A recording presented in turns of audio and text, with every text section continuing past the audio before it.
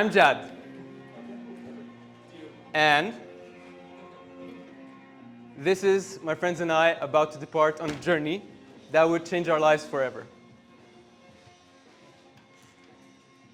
And it wasn't easy. There was some challenges, of course, and I'm glad to say that it worked out in the end. And I'm sure that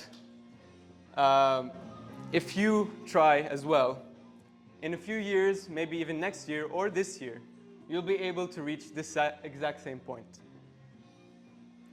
This is us in Japan, by the way. So, how did we get here? I'm going to kind of explain to you our story, where we started, and some tips on how to get here with some luck and with some perseverance. So, where it began. 2019, I graduated from my school here in Stockholm. That's me, that's my mother hugging me here, and my father here. I was super confused. I didn't know what I was doing in my life, and I needed some guidance. I knew that I was an artistic person, so I was thinking of doing something related to architecture or like interior design or something like that. But it wasn't really speaking to me. So one day, as I was stressed out looking for things to do, my mom reaches out to me and she's like, Jad, I found a game design course on Gotland. You like games, don't you? I was like, hell yeah, I like games. I didn't know you can make games for a living or like that you could study games. That was super weird to me. And even weirder coming from a Lebanese mother. I mean, you know, probably in Arab countries it's a bit weird to promote like following career in games. Usually it's like you either be a doctor or you be like a lawyer or something. So yeah, she reached out to me and she was like, yeah, you should do this. And that's exactly what I did. So fast forward, this is a few days later. I'm moving to Gotland. And I don't know if you recognize these poses, but it's from a very famous game that I really like. It's an open world game. Maybe some guesses? Legend of Zelda, Breath of the Wild. You can pose like this for pictures. But yeah, that's me. It was my favorite game back at the time. And I moved to Gotland. It wasn't the first time I visited, but this time was different because I was about to stay for a few years. And we explored a bit. And then I realized something. It hit me. I was gonna be living alone, and I was gonna be like this. This is my desk, and this is the food that I was gonna be eating probably for the rest of the year.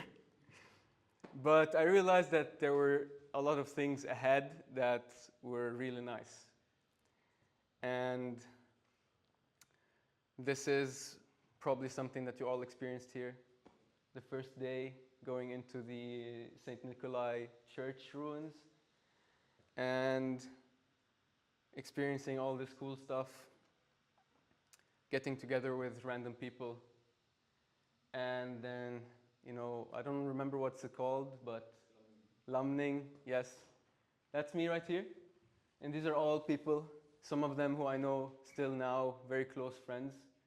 But back then I didn't know that I was gonna stay friends with them. I just knew them, okay, they were in my group in the games we're gonna play. So came the first challenge. And this is something that I chose myself to participate in. Hopefully some of you also did it, but it was the first game jam. I knew nothing about how to make games. And I was the only one in this team. We're all first year students. And that's me right here, Leo here, and some of my friends. Leo you'll get to know later in this presentation. But this is our first game jam, and none of us knew anything about making games. I was the only programmer on the team, So it was my task to program a game. I didn't know anything about coding. That was really, really hard for me, and it was a new tool, not Unity. It was something called Game Maker, something like that. Yeah, hard, but it was a very nice experience. We met a lot of cool people, and it's the first time I actually saw people making games live and participated in it. You can see here some pictures of that first game jam, and it opened up my eyes to what was possible in such a short time. I think it was like 8 hours or so. So I doubted myself, can I actually make a game in 8 hours? But I saw it happening around me, so I was motivated. And this is, of course, like break for food, which usually us game developers, we don't do unless someone forces us to. But it was really nice. And ended up with voting and so on. We didn't end up winning. That's me right there. We didn't end up winning, but we got nominated, and that was exciting for us as first-year students. Some students won. It was really nice. And this is the game that came out of it for us. So we made this game where there's a baby crying, and you're this fly right here. It's very hard to see, but it's a very small fly that's dodging tears. Very simple game, but for me it was the hardest thing to do. Right now I think I can make this probably way faster, but yeah, back then it was an achievement to make something like this. I don't have the build anymore, I cannot play it unfortunately, and this is the only video I have of it, but I'm glad I do have it. So yeah, now I understood what it actually meant to make games and how it felt to be part of a team. And so I explored it even more in the coming year. Our first year, we were working here all together, made our first board game. Really cool. We spent a lot of time and effort on it. This is the micro game. And yeah, our second game jam, that's me right here, my friends here. Went to Mel's after to have some celebration dinner, because we needed it after a full day of work. Some random paint prototype for a game. More pictures of us. Oh, what's that? I don't know. Yeah, enjoying the sunsets on the beach, watching some movies. And then something hit. Do you know what hit? What happened after all of this? COVID. You're right. Da-da-da. COVID. Let's go. Amazing. So the COVID ages started. And we realized something. That it was a really hard time. And it was very confusing for a lot of us. But here's what the COVID ages brought. In this patch, we got an update that added binded cosmetics to your face. We got interaction distance increase. So we're all on Zoom. Here it says, I'm going to have to ask you to turn your cameras on. Interesting hypothesis, noted. And then creativity boredom stat increase. Yep, that's me. That's a meme that my friends made of me. That's what COVID does to you. You become cooler. And that's me also joining one of the Zoom calls dressed like this, just because it was super boring. So, COVID came with a new way of working. It was the first time we actually learned about how to work together online, and it opened up new possibilities. Because up until then, everyone thought that working on site was the best thing to do. While it does have its advantages, we also learned about the advantages of working together online. In this team, we were many, and we worked on a game called The Slappening, which some of you might have seen around. We have a poster somewhere here on campus of it. But yeah, we were also figuring out how to do our what do you call it? Arcade game. And that was us ideating together in Paint. And then we brought it to drawings. And then we made a game, all online, which we didn't think was possible, or at least we thought it was going to be super hard. But yeah, we then experienced a lot of nice things with our game. We brought it to a showcase for the SGA. We went to the SGA because we got nominated. And so it was all about taking chances and believing in ourselves when we thought that we couldn't really do anything because of the fact that we were always online. Where we didn't let that stop us from doing what we liked. Later on, the fact that we were all very distant also opened up new ideas for us to explore when it comes to games and how we can make games. And so we were really interested in making VR games because we thought, okay, distance and so on, we can maybe feel more immersed, more closer to people. Let's see what we can do with VR. And we started experimenting with it. It was really nice. But yeah, it was all about trying new things, and basically we opened up our views a lot during this time, the Corona times. And this is one of the games we ended up making. It was our first VR game.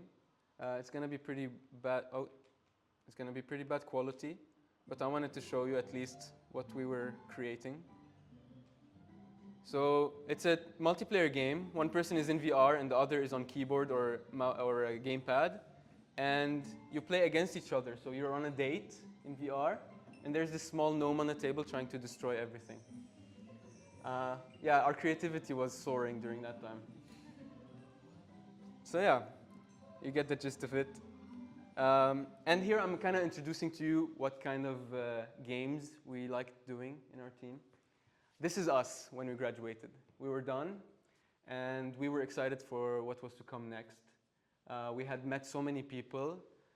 We had learned new skills. And we were ready for the industry, or ready to join the industry. Or were we? It was a bit hard for us because we didn't know exactly how to get into the industry. We were ready, we had the skills, but we didn't have a clear direction. So for me at least, I was very confused. What did I end up doing? Did I find a job in games? It's like, nope, I didn't. I thought of it and I actually applied for many, but during that time, it was really hard to get into the game industry, and maybe it is still now. It was still like the time that they were laying off a lot of people because of the fact that online working became even more relevant, so they didn't need as many people in the office as well, and things became a bit more expensive. So yeah, it was hard to find a job. What I ended up doing is not knowing what to do, and then I applied for Future Games and I joined Future Games. That's me, and I was studying at Future Games in VR because it's really piqued my interest. So I explored it a bit. I learned about VR for me, when I was saying about upgrading or opening up my ideas, I saw video games as the ultimate medium of experience. And VR was the kind of next step or another step forward because game design or games include all kinds of different art. You can think of storytelling, graphics, programming, VFX, cinematics, all of that stuff. And then VR takes it an extra step with immersion. So I was really interested and I looked into it and I understood that games aren't just things on screens, they are experiences, and then they can take many forms. Not only board games that we experienced here, not only games on screens and mobile and controllers, but also, for example, spaces where you interact with things. What do you call them? ARGs, which is like in real life, you can go around and like hunt for treasure or so on. But it opened up my view of what games could be. Yeah, during that time, I was very busy and I was still exploring how I could continue. This is me at an event with some of my friends showcasing one of the VR games that we had built. And then a golden opportunity showed itself to us during that exact same time. There was a game jam, and this game jam was a global game jam. Level 99 it was called. It was based in Singapore, and there was a prize, cash prize of 50,000, which to us was like, okay, maybe we should try this out. We don't lose anything in participating. So we thought, why not? And I decided to reach out to some friends because I didn't want to participate alone. And I knew that I had an amazing community back in Gotland with whom I created some amazing games, with whom I participated in some great events, and with whom I knew I could, whom I knew I could count on and that I worked well with. So I went on Discord and I added my friends. And here we have Leo and Axel. They're right here, sitting in front. They're the ones who responded and were excited to work with me on this project. So we went ahead and did that.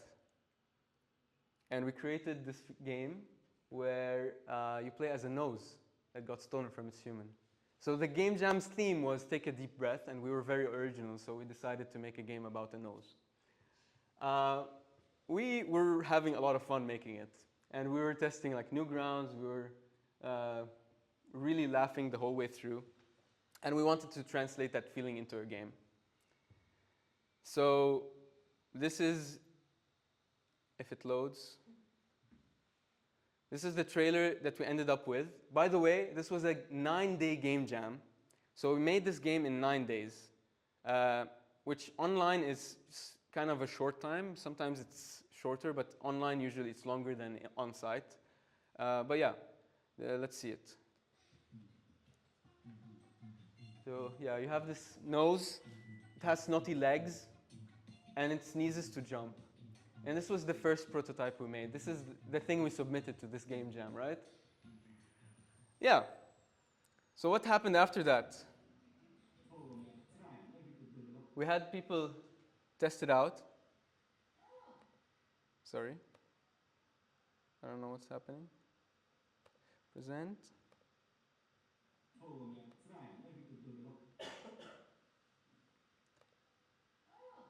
Hello? Give me just a second.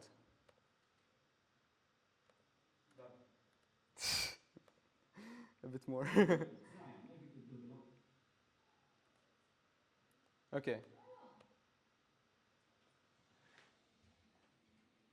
So yeah, we sent it. So we sent it over to some people, and this was my professor's son who played it, and he liked it. And fast forward a few days, we were wondering what's happening and who's gonna about the results of the game jam. And Axel here sends in the chat, he sends this screenshot. We're like, huh, stop messing with us, Axel. This is stop messing. This is like some bad Photoshop skills. Are you being serious? And he's like, yeah. And we check it. We check on the site, and yeah, we ended up being top 3. So we were basically going to Singapore, which really motivated us. So we were thinking about this whole thing, like taking that step, the first step, can lead you to amazing things. And in this case, we didn't expect much, but it ended up being in top 3. So we were very happy, and we were taking it very seriously now. So we pack our bags, we get ready, and we head to Singapore. This is the same picture I showed you before. And this is me pitching. This was really scary. It was the first time I pitched. But what I was thinking back then is, this is a once-in-a-lifetime opportunity. And I'm going to do my best, even if I get tired, even if I'm stressed. I'm going to put that aside for a bit and just focus on doing my best in this one day, because right after it, I can relax. And this is the mindset that I have till now. So every time I find something difficult, I try to think, how long is this difficulty going to last? And if I overcome it, how good will I feel afterwards? So this is me pitching. And I was very nervous, but I looked confident on the outside because of these two people here supporting me. And we won. First place. So it was a lot of hard work. We ended up winning. And that's when we decided, okay, we're going to start a company. We're going to take this to the next level. But of course we're confused because we're still students. We don't know what to do. So we learned about, this is all to kind of show you about what we learned about collaborating together and competing. So we always take the step to work together. We've collaborated during SGA, we collaborated during some other events and during the multiple game jams. And always the outcome was positive. So whenever you're thinking to yourself, should I participate in this or not? I think most of the time, the answer should be yes. If you have the time for it, if you think that the outcome might be good from it, you should go for it, no matter if you think it's going to be hard or not. If you really don't have the time for it and need to prioritize something else, then that's another question. But really, most of the time, it's good to participate because you're going to find a lot of opportunities that just present themselves to you. All right. And this is something that we really realized here at GGC. Probably for a lot of you, this is the biggest event so far that you've participated in when it comes to competing against each other and so on. But hopefully it will not be the last, and you will participate in even more events, some of which you will win. All right, so now it comes to some important points when it comes to further working on your games or developing your games beyond that start point, beyond the point where you put it into a competition and you win something. What do you do next? It's really important to think about scope and how to build it forward. Scoping first, this is one of the biggest issues of making a good game. A lot of the games that you want to do are your dream games, and they're like your babies, and you want to make them into like some big thing. This is something that I'm guilty of, and we're guilty of at Tiny Nomads. We have this nose game that we were making, and we wanted to make it into a full game, and we still do want to make it into a full game, but it's not always the right answer. Sometimes you need to think about, is it worth spending 3 more years on this game to just put one game out? Or should I maybe focus on a few smaller scale games, put a few out there, publish them on Steam, even if they're free, and learn about the process of getting the game out there? If you choose a very big scoped game and try to publish it and go through all of the steps, those steps are going to take much longer, and you're going to take a few years to complete learning about the one cycle of publishing or developing and publishing. So if you want to learn fast, I would suggest that you choose a short experience, scope it well, get a team that you work well with, and deliver it and start working on your next project and your next and next. And then when you get comfortable, work on something bigger scale. It's also good to create a timeline for yourself with action points and milestones that you're trying to achieve. This is a very basic timeline. This is one of our timelines. But yeah, it's always good to have. It's good to have a tool like Jira or other management tools to keep track of your tasks and to make sure that everyone in the team is on the same page. All right, next up.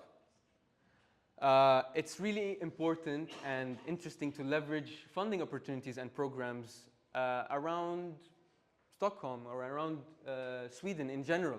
One of which you have here, starting on Gotland, which is Science Park Gotland, an incubator that will help you work on your projects, bring them to the next level, prepare you for business, and so on. I was actually part of the panel today, watching some of the students present, and there were some really good presentations, some of which I think have a lot of potential.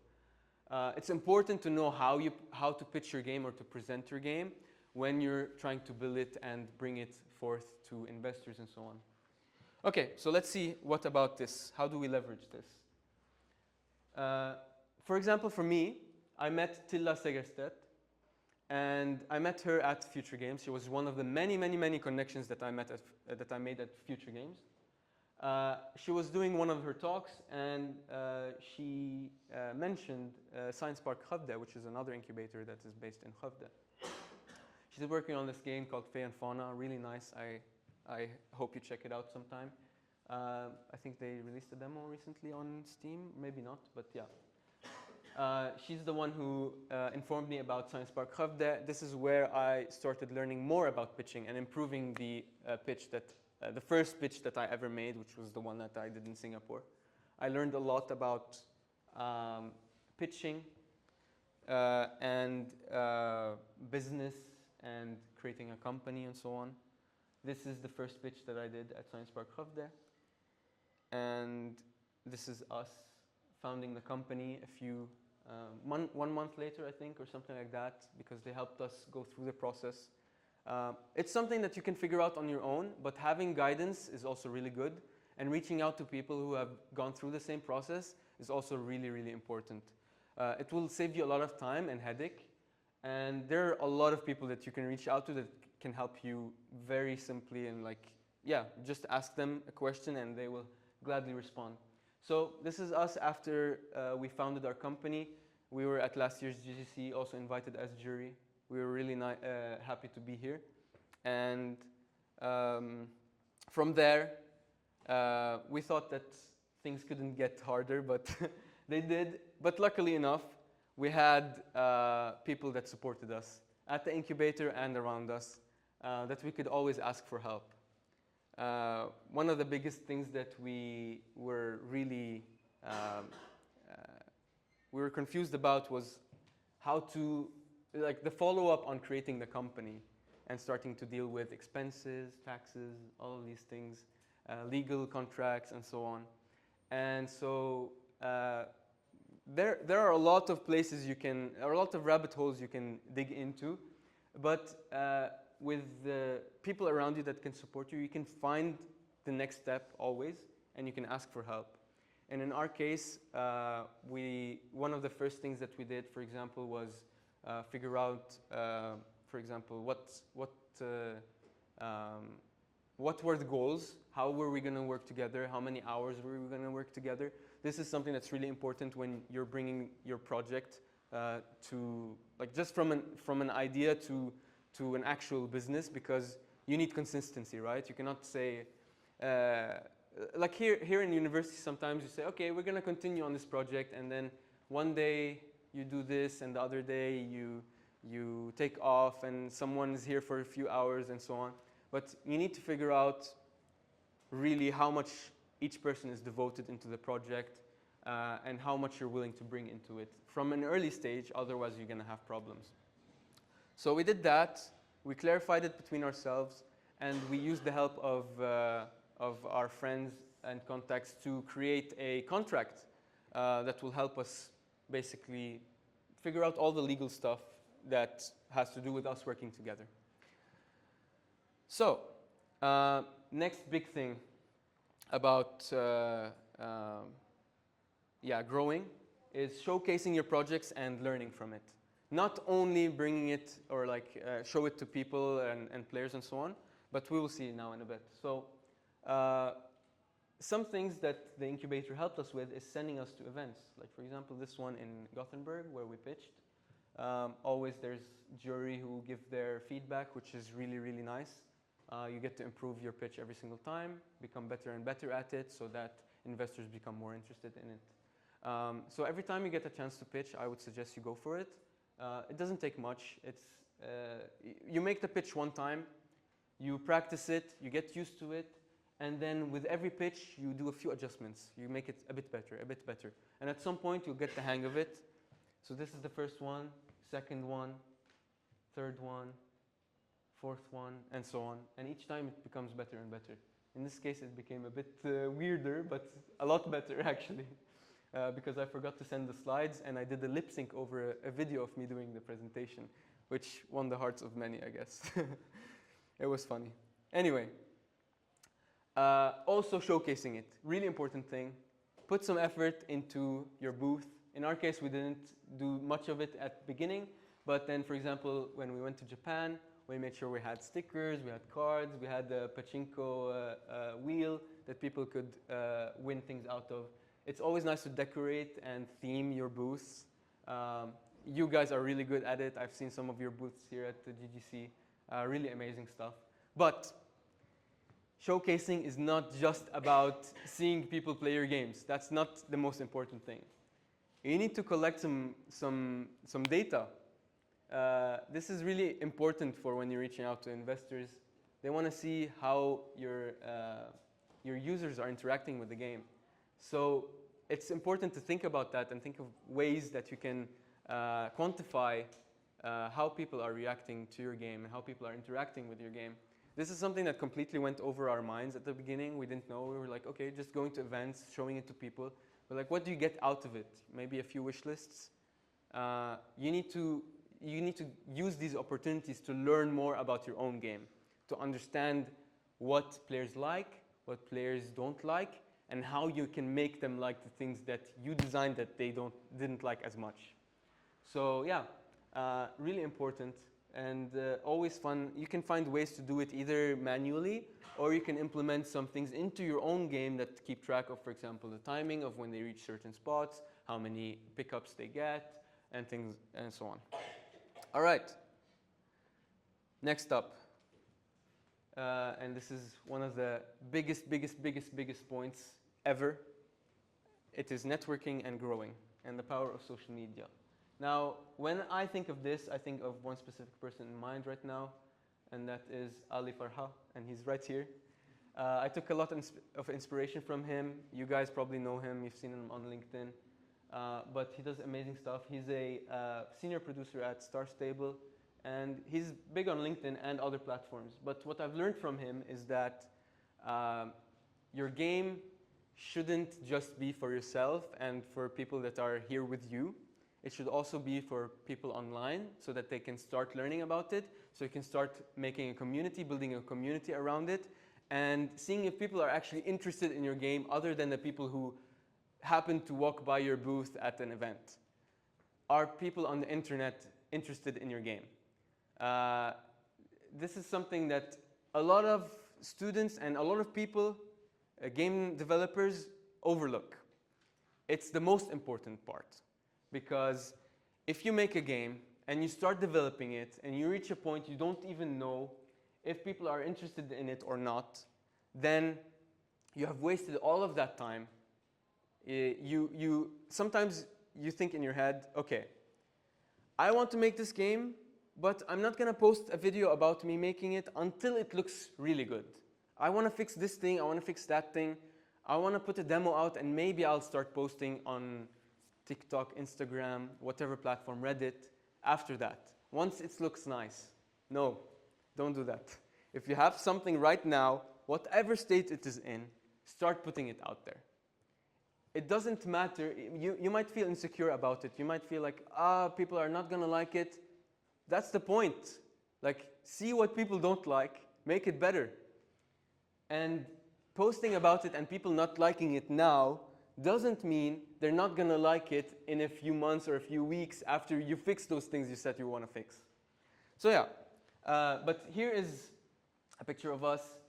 Here is us going on LinkedIn and starting posting about our game. Always be active. LinkedIn is not the best place to bring users, but it's the best place to build connections that can bring you the users. It's a good place to nurture new connections with people around the world and also here in Sweden that you can meet in real life, that you can meet at events, and that you can take inspiration of even. Like if there's some game studios that you like, they might be posting some interesting business things on LinkedIn that you can learn about, or some events that you can attend. So if you're wondering, okay, I want to participate in some events, but I don't know which ones, just look on LinkedIn. You'll see many events that happen every single week, some of which you can attend, some of which may be a bit harder to, but it's always nice to do this. And building your community online is also really important. This is one post on LinkedIn, just an example, but you'll see many of these and you can take inspiration from them. Oops. And then this is when we decided, okay, we're going to start pushing our game. We should have done it earlier, but we decided to do a lot of more marketing push around our game when we went to Japan. We localized it into Japanese because we thought people will appreciate that in Japan, and they did. I want to show you a bit about the updated version of the game and a trailer that a studio called Ritualen made for us, and I'll tell you a bit more about it in a bit.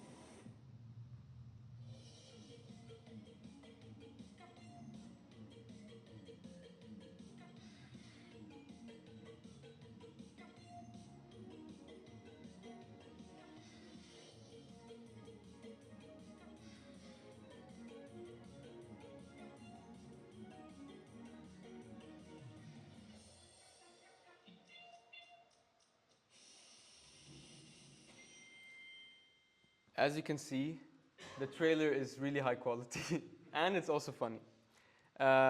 This trailer, made by Ritualen, oops, sorry, I'm gonna pause it here. This video is made by a company called Ritualen AB, based here in Stockholm. And they make amazing trailers. They work with companies like Mojang, like Supercell, and many more to make amazing high quality trailers. How did they end up making this? This is not something that we could have achieved easily. It might have taken us, I don't know, 4 months, 5 months, and we wouldn't reach this point because we're not this good at what they do. We met these people at Gamescom, an event that we went to as a recommendation from one of our friends, and that the incubator helped us reach. So we met these people, we showed them our game at Gamescom, we became good friends, and a few months later, they reached out to us for an opportunity to collaborate together, and they made this trailer for us. This is not something that happens just like that if you don't take your chances and go to events and talk to people. And you can see how much it has, what we ended up with just by talking to one person, 2 people. So always take that step, connect with people, and you'll see that great things will come out of it. This is a VTuber in Japan playing our game. Now, I want to show basically what showcasing your game does. In this case, we started, as I told you, we put out the trailer. We started posting about it on Instagram, TikTok, and so on. Here we have our first trailer post on Instagram. Now it's around 260K, I think, views and many more shares and likes. This is Famitsu in Japan covering our game because we took that step and we talked with them, and they saw that we had this energy that we were bringing, very excited and so on. And putting it on Reddit, we have a lot of great comments. But yeah, if you get these kind of comments very early on, it will make for great verification when you're trying to reach out to investors. They will see that, hey, this person played your game, this big YouTuber, you have this many views on here, you have this many users here. And then what you follow up with this is you gather these people all in one place. You maybe invite them to your Discord server or so on. You add them to a newsletter.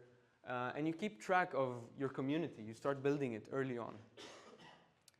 All right. So, yeah, we're almost done. So the takeaway is be present. So always bring yourself, bring your values, bring your projects everywhere, and showcase what you're good at. And don't be afraid about it. take that first step, and you'll see that the first step creates a snowball, and that snowball becomes bigger and bigger, which makes it easier for you to reach that destination that you're trying to achieve. Yeah, that's about it. Reach out to people around you. Ask for help. A lot of people are willing to help you without anything in return. They're happy to see where you're going and to support you through the journey. And one of these people are us, so please reach out to us if you need any help. And yeah, this is our QR code. There's a link tree with all of our contacts. That's about it. I hope that it inspired you a bit to continue on your journey, to do your own thing, to decide what you want and not what the standard of doing things is, and to start on your journey and follow through. If you'd like, I'm going to have the Steam Deck here in a bit. You can try out our game, and there's some stickers if you'd like also some stickers. But that's it. Thank you.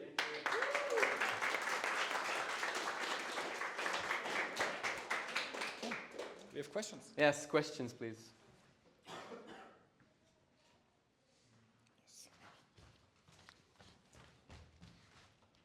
What happened with them?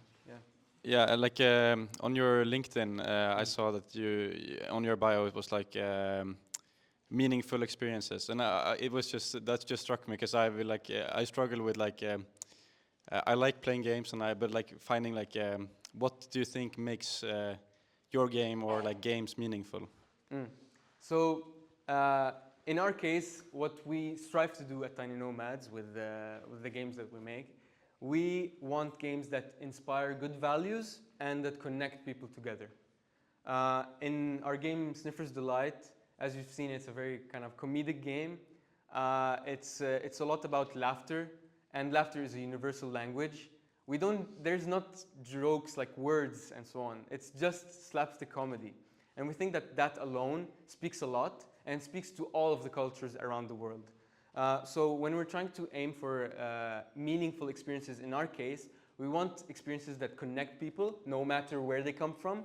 We want experiences that are fun, but also that teach something and that connect players together. In Sniffer's Delight, we want it to be a couch experience, a casual couch experience. You can play it with another person. So you sit down, you relax, and you experience something together and learn from it. Yeah. I hope that answered. Yeah, I was gonna say because I don't know if that's been shown yet, but can you play it co-op? Because it looks very fun, like a chaotic game, and it kind of reminds me of the early Little Big Planet vibes. And one of the most fun things I remember playing that game was playing it with a friend. Yes. And causing havoc together. So one of the main feelings that we want out of this game is nostalgia. And we want to achieve that not only by the theme of it being a platformer, quirky platformer with funky music and so on, but we're also planning, it's not there yet in the game, but we want to have a drop in, drop out kind of multiplayer. You spawn in another character, they play the same game, you go through the same experience campaign, and you can drop out whenever you want. So it's a couch experience together. That's what we want to have. Thank you so much, Jad, for a really great presentation. I mean, what I like about the game, it's you turn the nose with mucus to something cute. So, and we know in a lot of cultures, especially in Japan, this kind of they look at it differently. It's in a lot of cultures, it's something could be disgusting or something. So I'm just curious about, I don't see much of games they take that bold kind of statement or in their characters. So can you tell me a little bit more how you end up doing it? And are you aware of this could be challenging in some cultures? And how was their perception of it? Thank you. Yes, so that's a very good question. I'll be honest with you, when we started, we didn't think much about it because it was a game jam. There was not much thought about it other than we were having fun doing it. Right now, that thought has evolved, and we think that whatever we do, as long as we're having fun with it and we're having laughs while we're doing it, we think that it will connect with the players. If they feel that same energy that we're bringing into the game while they're playing it, then it will work out. When we decided to expand on the game, as you saw, the evolution from the beginning how it looked like very kind of dark, green, and so on. We wanted to make it more friendly and welcoming to all kinds of ages. So we edited Sniffer, that's his name in the nose. We edited Sniffer's model, we edited the game's colors, we made it more vibrant, we made it more appealing with the animations and so on, the lighting, the cell shading, and it became what it was now.